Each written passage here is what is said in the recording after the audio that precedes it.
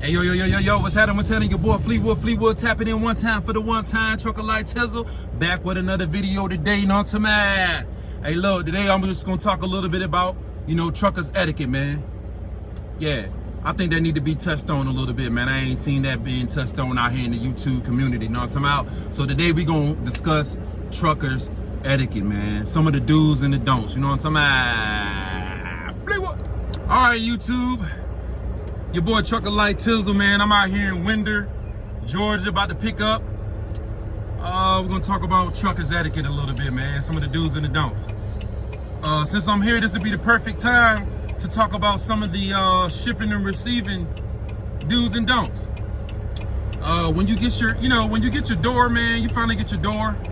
You want to be professional enough to, get set up in a timely manner and get out of other drivers' way in a timely manner. Now I got my dock door is number 13. So you wanna be professional enough. Let me roll my window up a little bit here. Got a little back noise. You want to be professional enough to get in your door at a timely manner, man. So the ones that's trying to get out of their doors, get their paperwork and get out of here, can do so. And at the same time, other drivers that's waiting on their doors as well as you can get in their doors to get that red light and begin to get started on their loading process if it starts right away, because you never know how long you're going to be in that door, right? That's part of this lifestyle. As you can see, I did my slight little setup or whatever. This is not no difficult as we call a cluster, a cluster F out here in the trucking world. This is a decent one. But yeah, you want to definitely do it in a timely manner. Get the hump, you know what I'm talking about? That's proper etiquette as well. Get that hump. A lot of people have shied away from that old school tactic right there. You know what I'm talking about? I'm old school with it, for the most part. You gotta stay evolving and adapting out here. But a lot of the things just don't change, man. Some of these rules, they still apply. Honk your horn when you're about to back up. Save you a lot of trouble. Another thing I want to talk about, man, once I get in this door here. Once I get in this door, I'll be right back with you. All right, we back, man. We back. Your boy Fleetwood, Trucker Like Tizzle, know what I'm talking about? The next thing I like to talk about, man, with this truckers etiquette thing is proper lane control. Out here on the road, man, we already have limited space to operate these vehicles out here, these vessels. The last thing you want to come across as a driver is a driver that's operating in the wrong lane, the incorrect lane. Whether it's due to speed or whatever, man, all the above. Just to start that off, let's talk about speed. If you're a company driver and your truck is governed under highway speed, which is under 70 miles per hour, man, you typically want to try to stay in the right lane. Now, don't get me wrong. I know there's instances where you need to accompany that middle lane or the left lane. There's some instances where that might happen. Don't get me wrong, but it should be very seldom. If you're not highway speed, you should never be in that middle lane like talking about, and you definitely should not be in the hammer down. I repeat, if you cannot hammer down, stay out the hammer down. You know what I'm talking about? That's one of the old school sayings out here. If you can't hammer down, stay out the hammer down. You know what I'm talking about? So if you're operating on the highway speed, man, you don't want to be in other drivers' way who need those other lanes, to properly pass other vehicles like you and other four-wheelers who may be, distracted or whatnot, or just cannot keep up with the flow of traffic. So proper lane control, man. Stay in your proper lane. It would help other drivers, especially the four-wheelers, not be so sporadic in their travels. And what I mean by that is, if you're in the middle lane, there's 3 lanes of travel on the highway. You're in the middle lane and you're only doing 65, 66 miles per hour. The speed limit is 70. you're gonna have drivers, not only other 18-wheelers, you're gonna have 4-wheelers coming as well, hot on you. Because if the speed limit is 70, more than likely everybody's doing anywhere between 75 and 85. And we're going to say that's between the 4-wheelers and and the big trucks. So you don't want to be in that middle lane and having everybody have to come around you like this. This is what starts to make bad traffic patterns and can lead to an accident real quick. And you might not be aware of that, but you being in that middle lane can very well be the cause of an accident, if not right there in that location, up the road a little bit, probably a couple miles ahead of you, because people are trying to bob in and out of traffic to get around you because you're going too slow. So you want to try to be in that right lane, as well as in inside of city limits. If it says trucks not to be in the left lane through those townships and those city limits, man, let's try to be in the right lane, because once again, you're going to have people getting off of work, rush hour traffic, inner city.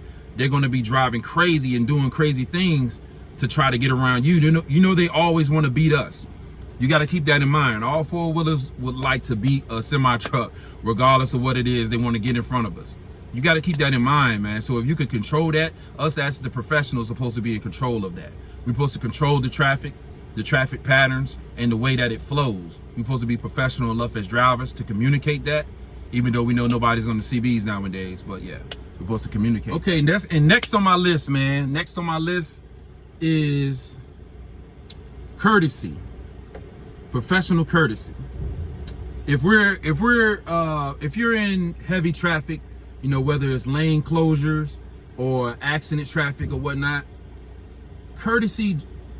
professional courtesy will go a long way. It can do a lot for the flow of traffic, the behavior of other drivers, etc. You got to have that professional courtesy to allow your fellow trucker to be able to merge in or out of traffic when necessary to keep the flow of traffic at its reasonable pace, given the traffic circumstances, whether it's an accident, like I said, lane closures due to road repairs, road work or whatnot, etc. Let the next person in. It's not gonna kill you. You're not going anywhere, no time soon. And this could go for regular drivers too. If you're a person that just drive 4-wheel, regular cars every day, and you're watching this video, professional courtesy, common courtesy will go a long way out here. Let the next driver in, whether they're on a motorcycle, especially if they're on a motorcycle. Always look out for motorcycle drivers, by the way. But other cars, semi-trucks, man, let's be courteous out here. It can help us continue our travels smoothly. That's pretty short and sweet, man. Oh, this one of the ones, man, that be really, really, really irking my nerves, right? Another thing pertaining to the etiquette and this courtesy, man, common courtesy.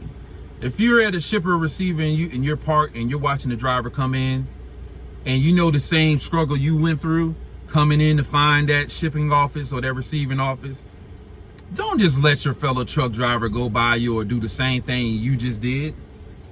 Honk the horn at them, say, hey, boop, boop.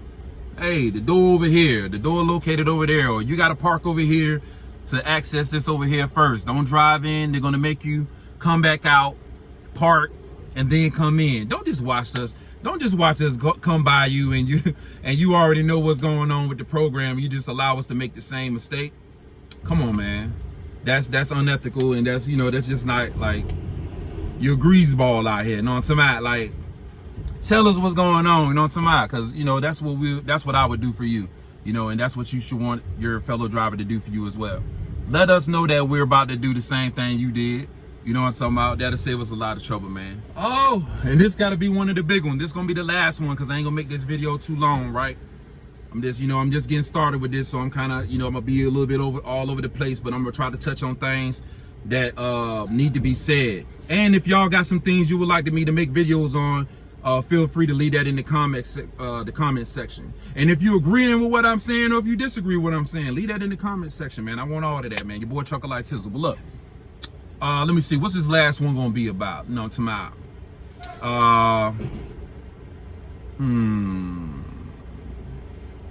Parking etiquette. When it comes to parking at these truck stops, or even at these shippers or whatnot, wherever you are in this parking going on, allow your fellow trucker to park. Have some patience. It just really rubs me the wrong way when I see people flying around each other as other truck drivers got their flashers on going, and they're trying to man or woman their spot, meaning they're trying to get into their spot safely, securely, not tearing anybody's, what up, Have that patience, man, with yourself and your fellow drivers out here enough to allow us to park, It can cause a lot more havoc than you realize if you're racing around the back of them. They can't see you, racing around the front, and the drivers pop lock and trying not to, they finally seen you in their mirrors and they're like, oh, like, come on, man. First of all, some of these drivers might have been driving all through the night, and you know what I'm saying? They might not really see you doing that. You can cause an accident. Common courtesy, man. I'm sorry, y'all. Lips feeling a little dry now. I gotta get on top of that. But yeah, have that courtesy, man. To have that patience with your fellow driver, man. You'll really cause a mess out here, before you won't, by doing that, by being in such a rush. Slow y'all tails down in these parking lots of these truck stops. Slow down. It's not the highway. It's not the byway. Slow down. Know what I'm talking about? Before the universe slows you down. And then you be crying about that check when it's looking a little slim. But look, man, it's your boy Fleetwood, man. Trucker Light Tizzle, Fleetwood Tizzle, whatever you want to call me, you know what I'm talking about. I appreciate y'all for hanging with me, man. Like I said, I'm new to this YouTube content. I'm going to try to, keep the content coming. Y'all let me know anything y'all want me to touch bases on, man. I'm going to try to touch on things as they come to me organically, you know what I'm saying? Be sure to like and subscribe, man. Comment, share this with any truck driver that you feel may benefit from this, or any just common driver that you feel may benefit from this. Y'all can follow me on Instagram, man. I'm verified on Instagram, man. Fleetwood Tizzle, man. At Trucker Light Tizzle, whatever. You know what I'm talking about? And I'll be back. Fleetwood. Man, times done changed now. Be careful, man. The folks will blow your brains out. At the same time, always staying ready when it's game time. Yeah. To be aware is to be alive. Yeah. To be aware is to be alive. Ooh. Be careful of the vibe and the energy of folks when they speak to you.